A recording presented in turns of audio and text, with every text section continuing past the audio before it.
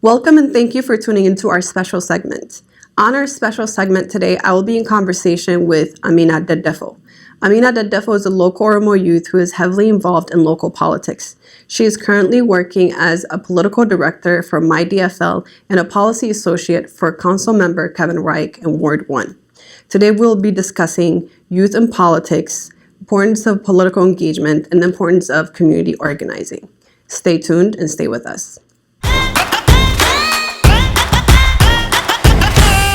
Welcome, Amina. Welcome to Oromia11. Thank you. Thank you so much for having me and allowing me the opportunity to be here today. We're glad to have you.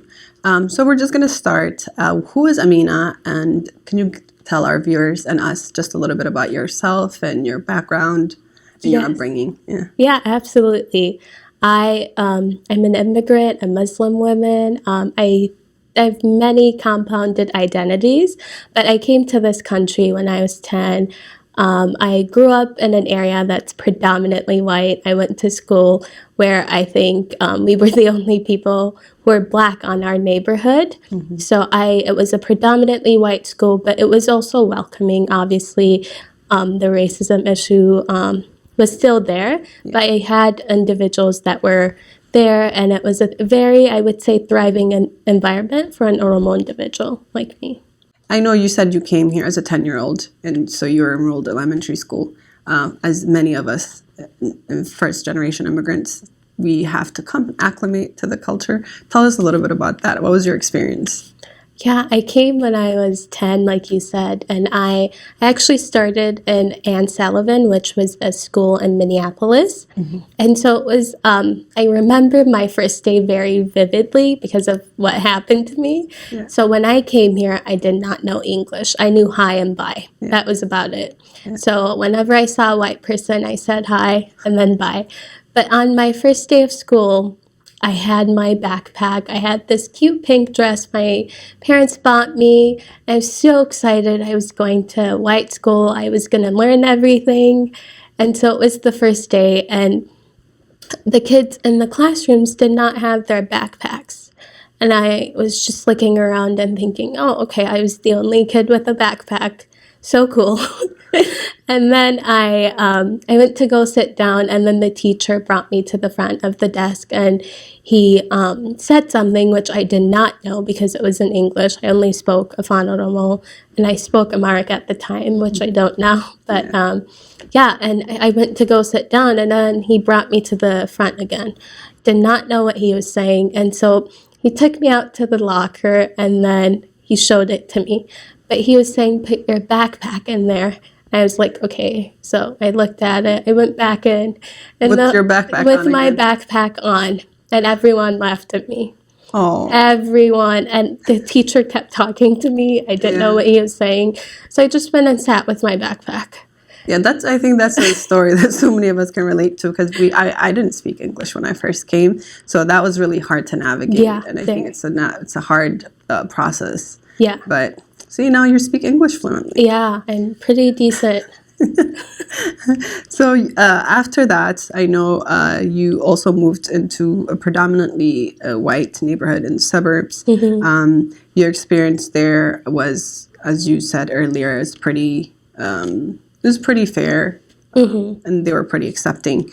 But you got involved in local politics, though. What made you get involved? Was it personal experiences or just like a preference? Was it just a life goal? What made you get involved? I can tell you that it wasn't a life goal of mine. I wanted to stay away from politics as much as possible because I understood the impact it can have on a person's life. You know, that's why my family and I are in this country, because of politics. So I wanted individuals who understood the impact, who truly cared about the people in their communities to be involved. And so I just wanted to be in the background and not get involved. That's why I studied business management in college, so I can just be rich. But that did not work out. So I got involved my sophomore year of college in 2018. I worked for the Minnesota DFL. And so the reason I got involved is because of the things that I was seeing in my community and institutions and corporations, and which was systemic racism, environmental injustices, housing issues, many things that communities of color and communities who are disenfranchised deal with. And so knowing, how much impact and how much policy can change a person's life, I wanted to get involved and help ensure that people who are from these communities understand the struggles, are elected, and they make sure that these people have the resources that they need. And so that's kind of the thing that drove me to get involved. Okay. Once you did get involved, what did that process teach you? Like, what was your experience in that process when you were advocating and when you were, organizing? Because I know you were organizing as well. What were some of your experiences? I would say, honestly, when I got involved, I was a little fearful because it's not something that you see Oromo people involved in politics, at least in Minnesota.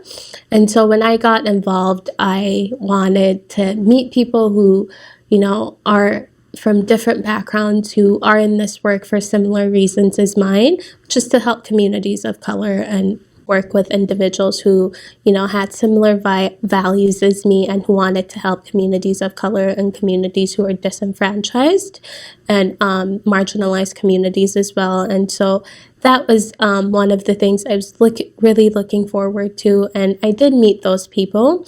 And what I figured out is that, yes, organizing, it's hard. It's not an easy job. And it's the reason why most people don't get involved. But it's one of the most fulfilling jobs I've had so far. It's a job that truly got me involved in the community, ensure that their voices were heard. And it's not just, we come and go, we build a partnership, and we stay engaged throughout, the years. And it's not just the election cycles. And so that kind of got me involved in just organizing, and I kept going with it. After that, I worked for Minnesota Voice, which was a nonpartisan civic engagement. So ensuring that all voices were heard. It doesn't matter which party you supported. It was making sure that you got out and voted, making sure that It was a get out the vote. Yeah, initiative, kind of. Yeah, it was it's a nonprofit organization, and we worked with many different organizations under us who ensured that different groups of people work on voter turnout. And yes, like absolutely, yeah. And it was another job that just kept me going in politics. Yeah. And I'm now the policy associate for Council Member Kevin Reich in Ward 7. Yeah, I actually interviewed him very recently, and he had some very nice and kind things to say to us. And he promised us you being in the office and his office being very fairly open to immigrant communities, and that we can reach out to him, which is great. Thank you for all that work. Of course. As you alluded to, a lot of the organizing and political engagement and involvement is really important. It is also rewarding work, but it's also really impactful. As you know, the Oromo community is fairly large in the Twin Cities, but our involvement in local politics and politics actually is pretty low. When you are organizing, as you can see, certain communities have quite a lot of engagement, and as such, they're having, electing their own representatives. And as such, what is some of the things that you think Oromo youth can do? Because I know it's not something that you can jump into. It can be intimidating, but talk a little bit about how, easy or accessible it is, or, in what ways, especially the youth growing up here who would like to be politically involved but aren't because it's intimidating looking at it from afar. As someone who has experience, who's gone through that process, what would you say to them? I would say go for it. Oftentimes, we fear things we don't know, the unknown. And so, of course, it's politics is fearful looking from outside. Mm-hmm. But when you get involved, I would say start from the local level. Go to your council member. They're always available. They want to make sure that their constituents are engaged, have whatever resources that they need met. And so start there. call them, engage with them, volunteer on campaigns, just simple things just to see how it works. And then if you like this work, you just reach out to an individual or just say, I want to know more, or how do I get involved? And there are a ton of people who are willing to help you. I think that's what people don't know, is that they think it's just a job where you're thrown in here and there. Yes, it's true, but most likely it's a job where you can find so many mentors, so many people who truly care and want to make sure that you thrive in this environment. And I know as a Black person, it's not easy because it's an area where it's predominantly white. But I think it's an area where, we have to get into and make sure that our voices are there and our voices are heard, because if you're not at the table, then who's advocating on your behalf? Mm-hmm. Absolutely. You talked a little bit about mentorship. I know mentorship is pretty important, because even these spaces, it's usually easier to navigate if you know people there. Would you be willing to be a mentor for, younger kids who are in high school right now or who are in college right now, and they just want to see how they can get involved? Are you willing to do that? Absolutely. I think I've had so many mentors and people who, from family members to friends to just people I've met along the way, who some I've just asked, can you just lead me along the way? Can you show me the ropes? And they've all eagerly said yes. And so I think, that's one of the reasons, again, I got involved, is to give back. Yeah. And so if anyone would like any sort of mentoring or any help in getting involved, that is something I would be more than happy to do. Great. Awesome. As you spoke to a little bit earlier, you are Council Member Kevin Reich's Plcy Associate. In that role, what are you doing really to advocate on behalf of, immigrant communities who usually don't have a representative there? And in particular, you're an Oromo woman.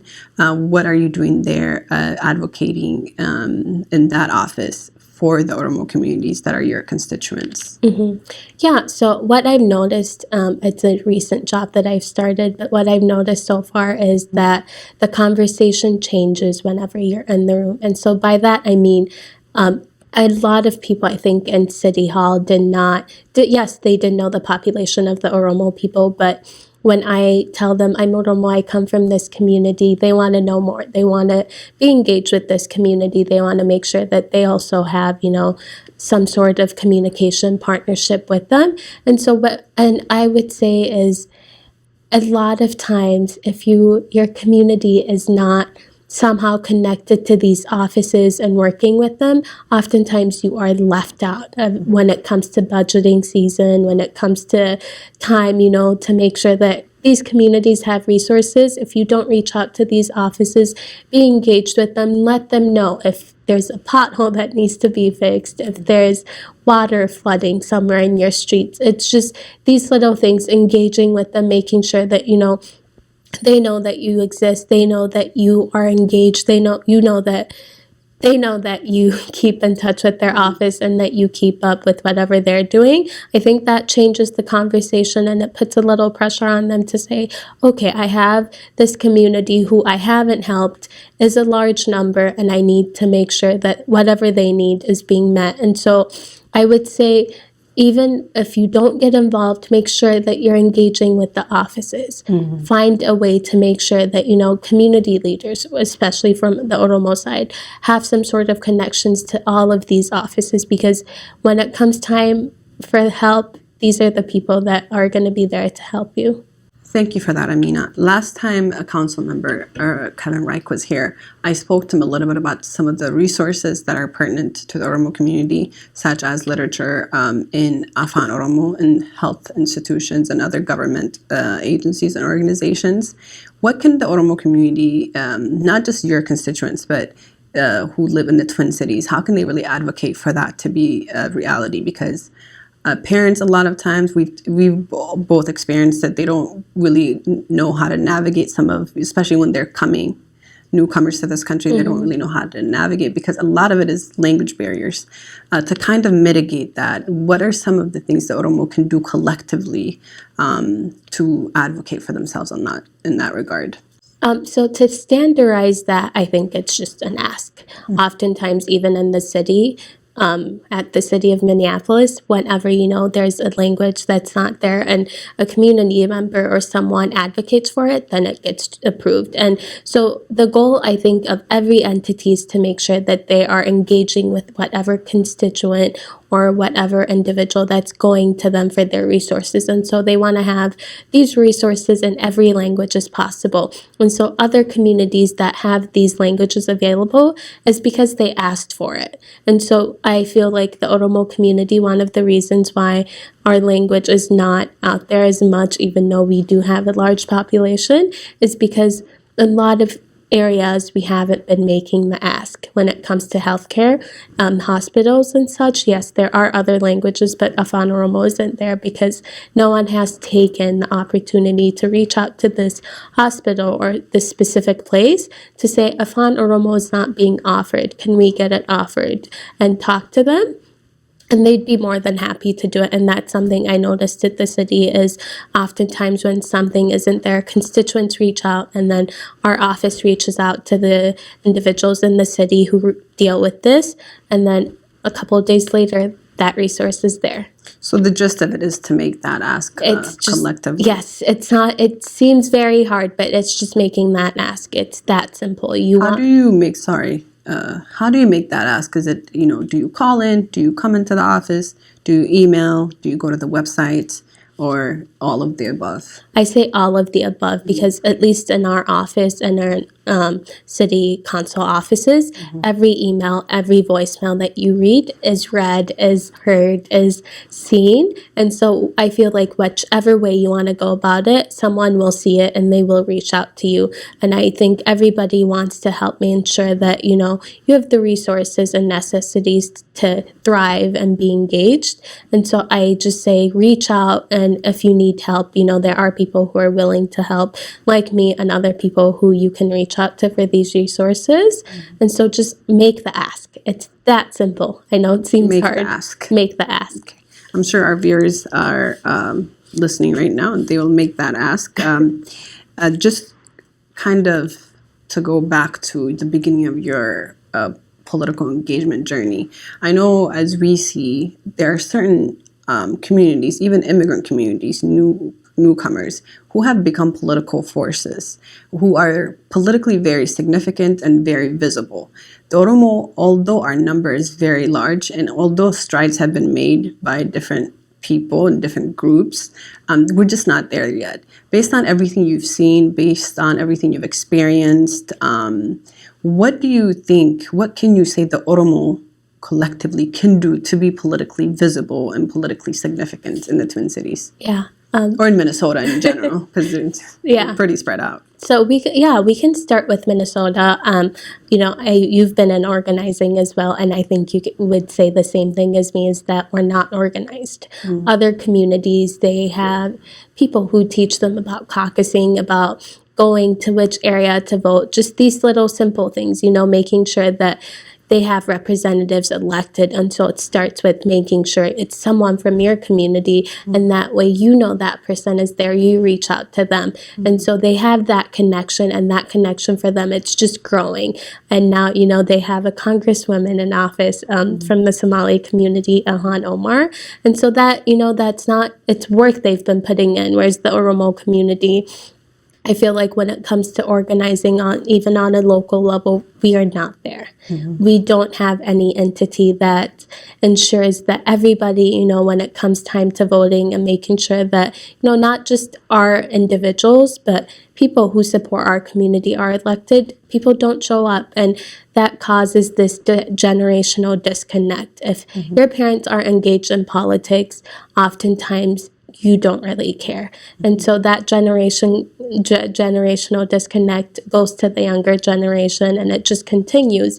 And in order to break that, I feel like, the younger generation, especially now, there are organizations starting up to make sure that, political education is there, political and entities and individuals who understand politics and how it works are there to educate the community and make sure that people from this community know the ins and outs, because that's where it starts. If you know how something works, it's easier to go into it. And so the educational part, I think it's what's missing. And I know organizations are now focusing on that and then making sure that they build a momentum that lasts a long time and doesn't just break off after the election cycle. Thank you. So your message is to start organizing from the ground up. Yes, that's where it starts, yes. Thank you so much for that. So towards the end, we're getting towards the end now. I know there's this generational disconnect and there's a generational gap, but we've all, experienced, we carry, our parents' traumas and experiences as well.